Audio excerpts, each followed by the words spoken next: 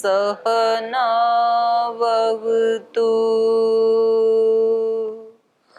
सहनौ भुनक्तु सह वीर्यं करवावहै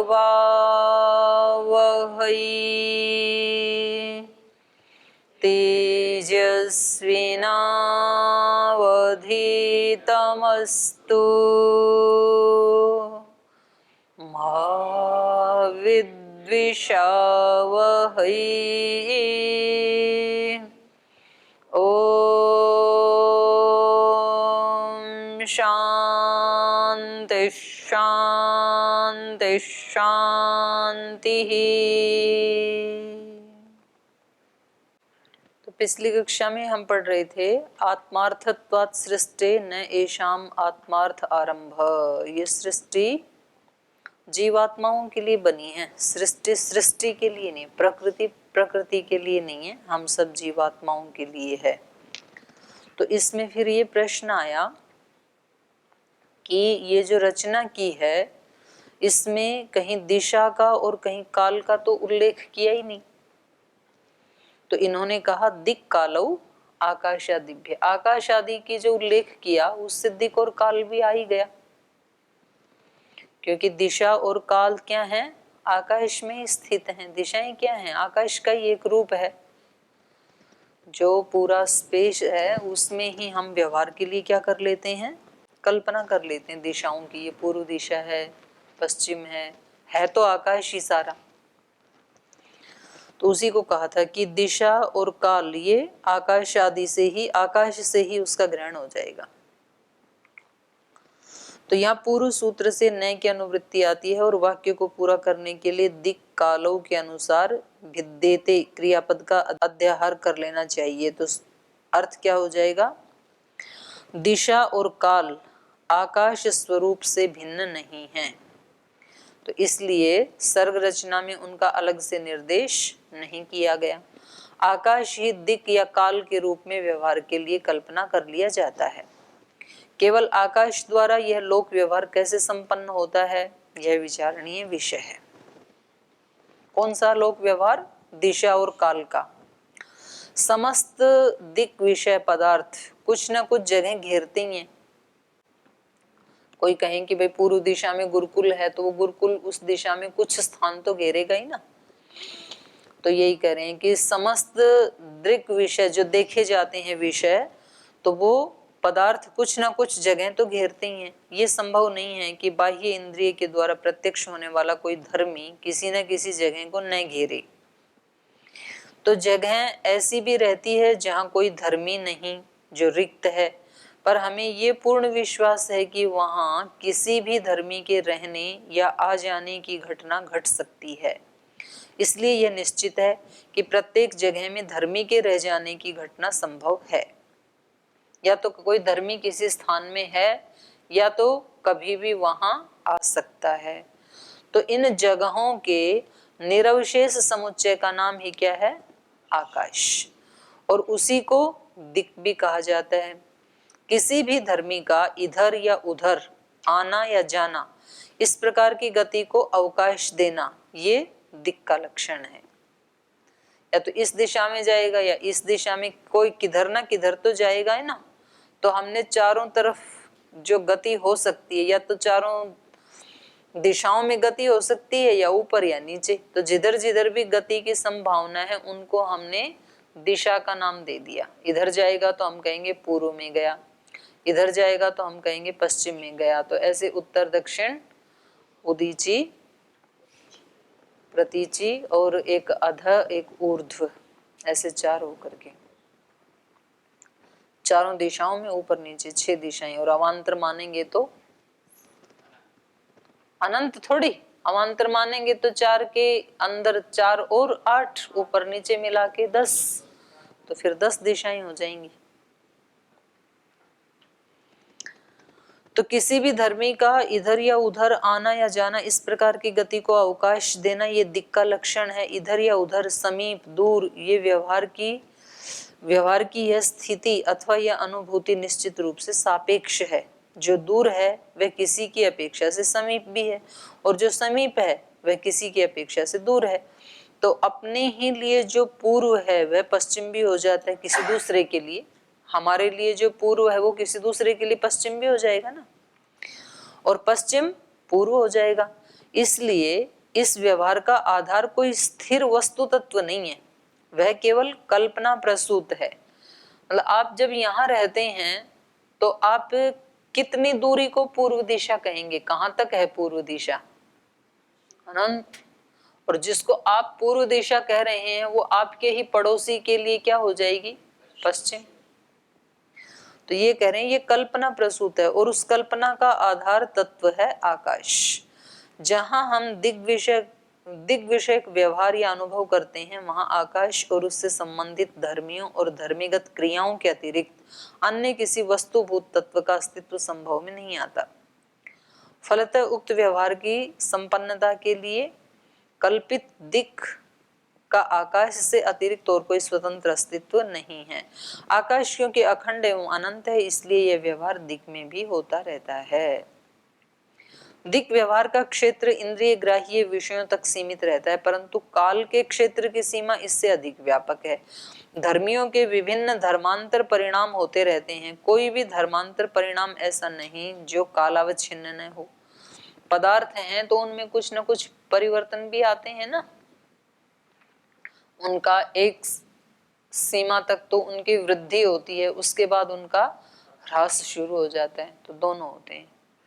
यद्यपि उनमें से अनेक परिणाम दिग् व्यवहार के विषय में नहीं होते, अंतःकरण के परिणाम इच्छा द्वेष यत्न संकल्प स्मृति आदि एक दूसरे के अनंतर क्षय और उदय अवस्था का लाभ करते रहते हैं। एक का क्षय होगा दूसरे का उदय होगा, एक का क्षय दूसरे का उदय, ये परिणाम के पूर्वापर भाव का निर्देश करता है। तो इस पूर्व और अपर व्यवहार में दिशा का प्रवेश नहीं है। अंदर वहां किसका भाव है? पूर्व पर का। बाहर जो क्षय या वृद्धि होती है वहां दिशा भी होती है। तो ये कह रहे हैं कि इच्छा से संकल्प पूर्व है, इच्छा से संकल्प पूर्व है या पश्चिम, दूर है या समीप, इधर है या उधर, ऐसा अनुभव कभी नहीं होता। तो वहां दिशाओं का नहीं होता इच्छा आदि में। तो इससे निश्चित है कि दिशा की सत्ता की अनुभूति चित्त परिणामों को अपना विषय नहीं बनाती, बल्कि काल की सत्ता की अनुभूति चित्त के परिणामों में भी बराबर होती है। कि पहले संकल्प आया, उसके बाद इच्छा हुई, तो ये पहले बाद ऐसे प्रयोग होते हैं, पूर्व पश्चिम नहीं होता। वहां जहां भी धर्मी का धर्मांतर में परिणाम या कार्य कारण भाव का अनुभव होता है वहां सर्वत्र काल का प्रवेश है, चाहे वह धर्म धर्मी या कार्य कारण इंद्रिय ग्राह्य हो या इंद्रियातीत। हम कह सकते हैं इच्छा के अनंतर संकल्प का उदय हुआ, ऐसे तो हम बोलते ही हैं। तो यह अनंतर्य क्रम या पूर्वापर भाव काल का विषय है। तो दिशा और काल के स्वरूप में बस इतना ही भेद है। काल का भेद आंतर क्रियाओं के लिए होता है और दिशा का कथन बाहर के कर्म के लिए होता है और अंदर के कर्म के लिए काल का होता है। धर्मी के धर्मांतर परिणाम को नापने की यह एक अन्य रीति है जिसको काल नाम दिया गया है। वह परिणाम चाहे वस्तु रूप हो या क्रिया रूप। पृथ्वी गति करती हुई जब अपनी एक परिधि को पूरा करती है उसको एक बिंदु मान लिया गया, ऐसे ही अनेक बिंदुओं का एक समुच्चय हो गया। तो गति के नापने की इस रीति का नाम ही हमने काल रखा है। अपने व्यवहार को संपन्न करने के लिए इसे छोटे बड़े अनंत भागों में बांट लिया जाता है, जिनका प्रयोग क्षण, लव, निमेष, काष्ठा, कला, मुहूर्त, याम, अहोरात्र, सप्ताह, पक्ष, मास, ऋतु, अयन, संवत्सर और युग आदि के रूप में बराबर होता रहता है। तो इन्होंने सबसे छोटी इकाई मानी क्षण, फिर लव, उसके बाद निमेष, मिनट। तो इस रीति से मुझे लगता है कि यहाँ लव का मतलब होगा सेकंड। क्षण तो क्षण ही है और लव का मतलब सेकंड, सेकंड के बाद निमेष हो गए मिनट। तो इस रीति से जहाँ पूर्व अपर भाव की अनुभूति होती है, वहाँ आकाश और उससे संबंधित धर्मी तथा धर्मीगत परिणाम या क्रियाओं के अतिरिक्त किसी अन्य वस्तु भूत तत्व का संभव होना प्रतीत नहीं होता। फलतः उक्त व्यवहार की संपन्नता के लिए कल्पित काल का आकाश से अतिरिक्त कोई स्वतंत्र अस्तित्व नहीं है। काल के समान काल के भेद भी कल्पना मूलक हैं, पर क्योंकि आकाश अखंड और व्यापक है, इसलिए यह व्यवहार काल में भी होता रहता है। दिक्कृत अनुभव के समान कालकृत अनुभव भी सापेक्ष होता है। दिक् का अनुभव जैसे सापेक्ष है, पूर्व की अपेक्षा से पश्चिम, पश्चिम की अपेक्षा से पूर्व, ऐसे है ना। तो ऐसे ही कह रहे हैं ये कालकृत अनुभव भी सापेक्ष है। काल के आधार पर जो किसी की अपेक्षा छोटा है वो किसी अन्य की अपेक्षा से बड़ा भी हो जाता है। तो वास्तव में वो छोटा बड़ा नहीं है, बल्कि काल किसी दूसरे की अपेक्षा से काल की गणना कर ली हमने। तो यह छोटाई बड़ाई ये पृथ्वी की क्रियाओं के कल्पित बिंदुओं के आधार पर ही नापी जाती हैं। इसका यही तात्पर्य है कि कौन धर्मी कितने बिंदुओं के साथ न्यून या अधिक संबंध स्थापित कर चुका है। क्योंकि परिणाम या गति निरंतर चालू है, इसलिए यह भाव छोटा या बड़ा होना, ये स्थिर होना संभव नहीं है, क्योंकि गति हो रही है निरंतर। जो छोटा है वह सदा छोटा ही है, किसी अवस्था में बड़ा नहीं हो सकता, यह स्थिति संभव नहीं है। कभी तो बड़ा भी हो जाता है ना। घर में जो छोटा भाई था वो यहाँ के बड़ा बन गया, घर में जो बड़ा था वो यहाँ के छोटा हो गया, ऐसे तो हो जाता है। तो वर्तमान भूत भविष्य वर्तमान और होता रहता है ये। यद्यपि वे क्रिया जो एक बार हो चुकी हैं लौटकर नहीं आ सकती, समान क्रिया हो सकती हैं पर वे ही दोबारा नहीं आती। इसलिए जो हमारे लिए अतीत है वह हमारे लिए दोबारा वर्तमान नहीं होगा, पर हमारे लिए भी वह वर्तमान रहा है। यदि हमारे लिए नहीं रहा तो अन्य के लिए रहा है। इसलिए अतीत वर्तमान भविष्य ये स्थिर भाव नहीं है। जो मेरे लिए वर्तमान है वह दूसरे के लिए भूत और भविष्य भी है। ठीक है, हमारा जो वर्तमान है ये हमारे ऋषियों का क्या हो गया, भूत, और आगे आने वाली पीढ़ियों का कैसे होगा, भविष्य। हमारा जो वर्तमान है, हाँ, तो ये काल थोड़ी भविष्य होगा।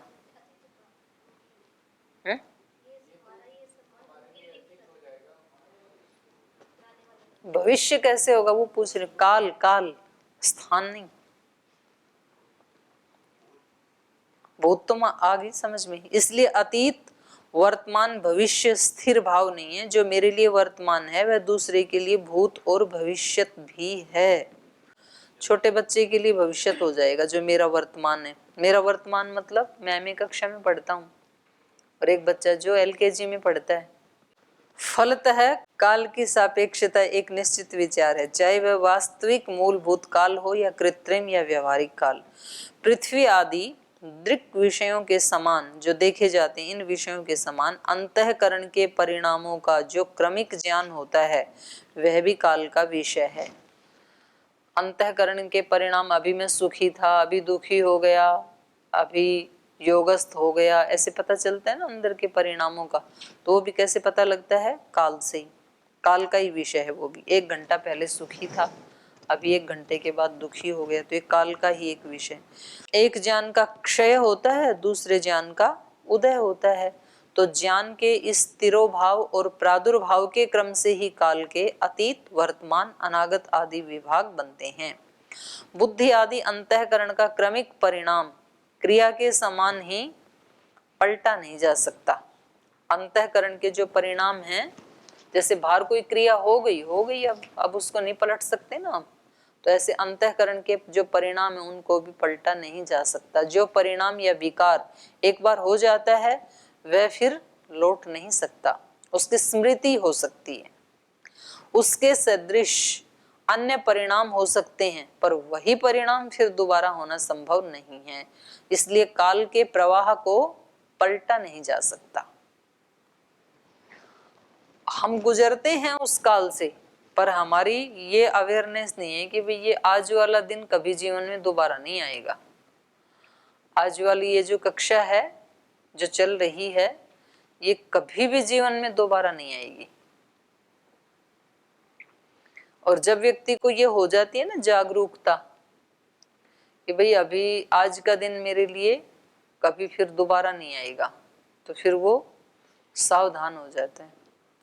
अपने अतीत को ही अपने लिए फिर वर्तमान नहीं बनाया जा सकता। यद्यपि असंप्रज्ञात समाधि की अवस्था में संपूर्ण विश्व का ज्ञान होता है, पर उस अवस्था में परिणामों का क्रम ओझल हो जाता है। मतलब वो तो फिर सब कुछ, वहां तो सीमा टूट जाती है ना देश काल आदि की, तो सब कुछ वैसे दिखाई देता है जैसा है वैसा ही।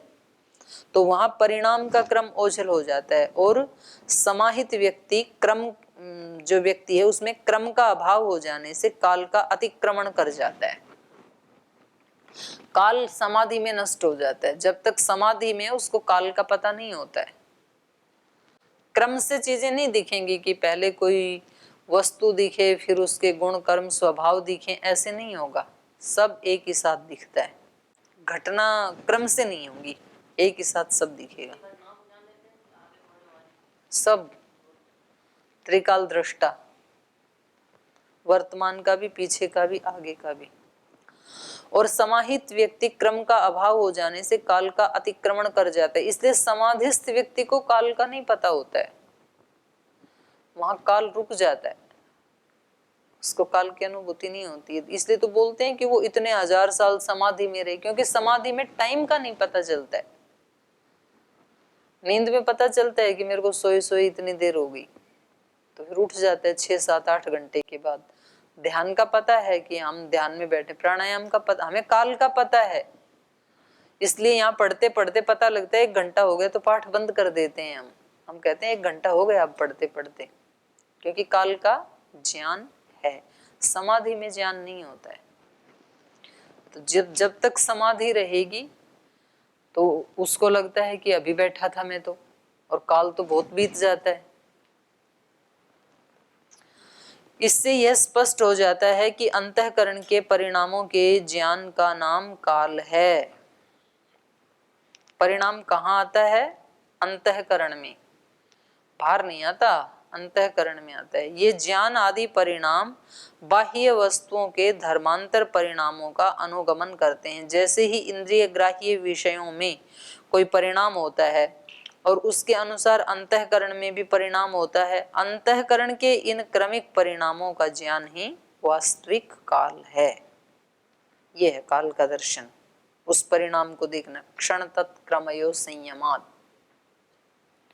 इसलिए प्रत्येक परिणाम या घटना की प्रतीति काल में ही होती है, काल में होती है, ये निश्चित है। ये कहा जा चुका है कि वस्तु की गति को काल का प्रतीक मान लिया गया है। अपनी सुविधा के अनुसार हम किसी भी गति से काम चला लेते हैं, चाहे वह गति पृथ्वी की हो, चाहे किसी ग्रह उपग्रह तारा की हो, घड़ी की हो, सुई की, छाया की। सूर्य की छाया से भी गति मापते हैं ना, पहले तो वही मापते थे, घड़ी तो थी नहीं। तो गति की लंबाई, गति के समान लंबाई या दूरी आदि को काल का प्रतीक मान लिया गया है। और वो बिल्कुल एकदम सही टाइम होता था। नक्षत्रों की गति से भी टाइम मापते हैं कि ये तारा उदय हो गया, इसका मतलब इतने बज गई। अब ये उदय होने के बाद इतना ऊपर आ गया ये तारा, तो अब इतने बज गई हैं। बारिश के दिन में तो तब किसी और संकेत से उनको पता लग जाता होगा। और सूर्य होता है तो वो ऐसे ऐसे कुछ ऐसे हाथ रख के कितनी छाया हुई उसमें वो लाइन सी लगा के बुजुर्ग बोल देते थे इतने बज गई। हमें याद है जब हम छोटे छोटे थे ना, तो हम पूछते थे कि बताओ कितने बज गए। एक हाथ में घड़ी है, तब तो घड़ी आ गई थी, तो पता नहीं ऐसे ऐसे करके छाया देखी, फिर उसमें ऐसे ऐसे लाइन लगाते थे, फिर बोले इतने बज गए, और बिल्कुल उतने ही बजे होते थे, तो पता लग जाता है। अच्छा, अंदर भी एक घड़ी है। इसलिए जब वहां जाते हैं ना, कहीं विदेश में जाते हैं, क्योंकि अब हमारी घड़ी सेट हो रखी है भारत के उससे, तो अंतःकरण को भी पता लगता है कि अब शाम हो गई, अब खाने का टाइम हो गया, अब सोने का टाइम हो गया। जैसे आपके यहाँ से घड़ी हटा दें तो भी आपको 12:30 बजे भूख लग जाएगी, तो आपको अंदर से पता लगेगा कि जरूर 12:30 बजे होंगे, क्योंकि अंदर से भूख लगी है। तो इसलिए जैसे अभी ऑस्ट्रेलिया गए तो हम रात को सोने की कोशिश करें और नींद आए ही ना, नींद आई 3 बजे जाके, क्योंकि जब वहां 3 बजे हैं तब यहाँ 10 बजते हैं, 10-11 बजते हैं, वो 6 घंटा आगे है, और सुबह उठना फिर, तो इसलिए बड़ी मुसीबत हो जाती है। 8-10 दिन नहीं जाना चाहिए बाहर, 8-10 दिन में तो शरीर मुश्किल से सेट कर पाता है, फिर यहाँ आए तो फिर उल्टा। तो वो अंदर भी एक घड़ी चल रही होती है, वो उसी समय, अब वहां पर नाश्ता करने की इच्छा हो दोपहर में 1 बजे, तो जब वहां 1 बजा तो तब यहाँ 8-9 बजते हैं, कि तो 8-9 बजे थोड़ा लेते हैं, तो उससे पहले वो कहीं जी नाश्ता कर लो, नाश्ता करें कहाँ, इच्छा ही नहीं होती है, तो सब उल्टा पलटा। रात्रि का भोजन खाओ फिर 12 बजे 1 बजे। तो इस सूत्र में पठित आदि पद का अर्थ हमने प्रारंभ में तत्व स्वरूप किया। दैशिक और कालिक व्यवहार में निमित्त रूप में इंद्रिय ग्राह्य और इंद्रियातीत तत्व अपेक्षित होते हैं, इसलिए व्यावहारिक दृष्टि का आदर करते हुए आदि पद उन सब पदार्थों का संग्रह करने के लिए प्रयुक्त किया गया है, ऐसा मान लेने में कोई बाधा नहीं। सूत्रार्थ इस प्रकार होगा कि दिक्कृत और कालकृत व्यवहार, आकाश और उससे संबंधित धर्मी या धर्मीगत क्रिया, धर्मीगत क्रिया आदि निमित्तों से संपन्न होता है, तो उस व्यवहार के लिए स्वतंत्र रूप से दिक् या काल तत्व मानने की कोई आवश्यकता नहीं है। जिन दार्शनिकों ने, गौतम कणाद आदि ने, काल और दिशा के स्वतंत्र अस्तित्व को स्वीकार किया है, वे भी इनके अस्तित्व की अभिव्यक्ति के लिए धर्मी माने वस्तु या धर्मांतर परिणाम, उस वस्तु का गुण, या धर्मीगत क्रियाएं, तो कर्म के आधार पर गुण माने ना इन्होंने वैशेषिक कार्य, तो उसमें आ गए ये सारे, उसके आधार पर माने जाने की अपेक्षा नहीं कर सके।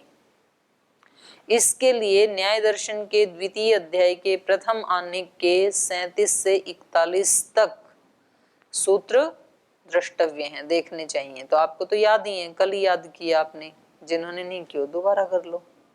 यहाँ वर्तमान काल के अस्तित्व को क्रिया आदि के आधार पर अभिव्यक्त माना गया है। वर्तमान की अपेक्षा से अतीत अनागत का व्यवहार होता है। वास्तव में अस्तित्व किसका है?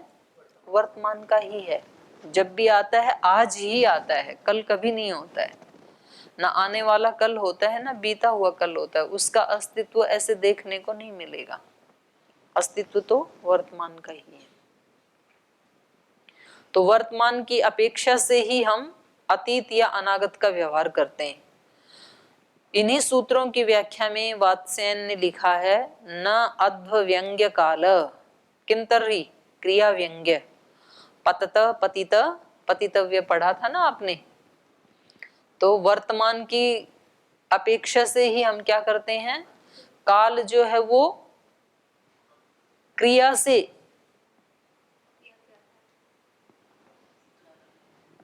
क्रिया व्यंग्य है ना। काल कैसा है? अध्व व्यंग्य नहीं है। अध्व वहां पर उन्होंने वही तो प्रश्न उठाया पूर्व पक्षी ने कि जितना रास्ता माप लिया ये तो अतीत हो गया, और जितना मापना है वो भविष्य है, तो वर्तमान तो है ही नहीं। तो वहां पर उत्तर पक्षी ने ये कहा कि वर्तमान को यदि नहीं मानोगे तो अतीत और भविष्य भी नहीं होगा, उसी की अपेक्षा से ही है। क्योंकि जिसको आप ये कह रहे हो ना कि इतना रास्ता माप लिया, तो ये काल कभी भी अध्व से व्यंग्य नहीं होता है बल्कि क्रिया से। तो इस पदार्थ में जो क्रिया हो चुकी और जो हो रही है अभी, उस क्रिया से मापा जाएगा भूत और भविष्य। न अध्व व्यंग्य काल किम तरी क्रिया व्यंग्य पतति इति। तो वहां क्रिया क्या कही जाती है? पतति, गिर रहा है, ऐसे तो होता है ना, पत्ता गिर रहा है, पतति क्रिया होती। यदि पतन क्रिया व्युपरता भवति, यदि वो पतन की क्रिया समाप्त हो जाए तो स कालः पतित काल, उस काल को क्या कहेंगे? पतित काल माने भूतकाल। यद उत्पत्स्यते, और जो वो क्रिया उत्पन्न होगी तो उसको क्या कहेंगे? पतितव्य काल, होने वाला काल है ना, जिसमें गिरेगा। यदा द्रव्य वर्तमाने क्रिया गृह्यते स वर्तमान काल है, और जब किसी द्रव्य में क्रिया वर्तमान में दिखाई दे, जो क्रिया होती हुई दिखाई दे, उसको कहेंगे वर्तमान काल। अर्थ सद्भाव व्यंग्यश्च अयम वर्तमान काल विद्यते द्रव्यम, माने अर्थ के, पदार्थ के सद्भाव से भी व्यंग्य है ये वर्तमान काल। जब हम कहते हैं ना कि कोई वस्तु है, तो ये क्या दिखा रहा है? उसका सद्भाव। तो किसी वस्तु का सद्भाव है, इसका मतलब वर्तमान है। अगर ये होकर के नहीं रहे तो ये उसका अतीत काल है। और किसी वस्तु की अभी सत्ता नहीं है, मिट्टी रखी है, पता लगा कि कुम्हार भी बैठा है, तो उससे घड़ा बनेगा अभी। तो अर्थ सद्भाव व्यंग्यश्च वर्तमान काल, तब उसको वर्तमान काल नहीं कहेंगे। ये नहीं कहेंगे कि घड़ा है, ये नहीं कहेंगे। तो है जहां कहा जाता है, इससे क्या अभिव्यक्त होता है? वर्तमान। विद्यते द्रव्यम, विद्यते गुणम, विद्यते कर्म, ये द्रव्य है, ये गुण है, ये क्रिया है, ऐसे जहां कहा जाता है तो वहां कौन से काल का एहसास होता है? वर्तमान का। इससे स्पष्ट है काल की अभिव्यक्ति इन दार्शनिकों को भी धर्मी परिणाम या क्रिया के आधार पर होना ही अभिमत है। काल, दिशा की नित्यता आदि का व्यवहार औपचारिक ही समझना चाहिए, जैसे कि पहले इस सूत्र की व्याख्या में स्पष्ट कर दिया गया है। तो कह रहे हैं कि ये सृष्टि कैसे बनी, तो कह रहे हैं अब यथाक्रम महत आदि के स्वरूप और उनके कार्यों का निर्देश सूत्रकार करेंगे। तो सबसे पहले क्या बनता है? महतत्व। महतत्व को क्या कहा सांख्य ने? अध्यवसायो बुद्धि ही।